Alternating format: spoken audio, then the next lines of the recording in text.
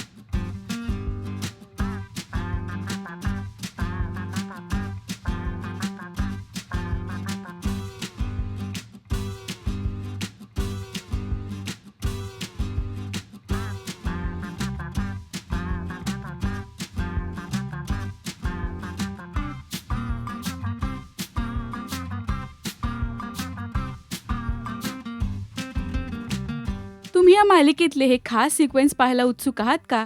आणि मालिकेत पुढे काय घडणार हे जाणून घेण्यासाठी पाहायला विसरू नका मुरंबा दररोज दुपारी 1:30 वाजता फक्त स्टार प्रवाहावर.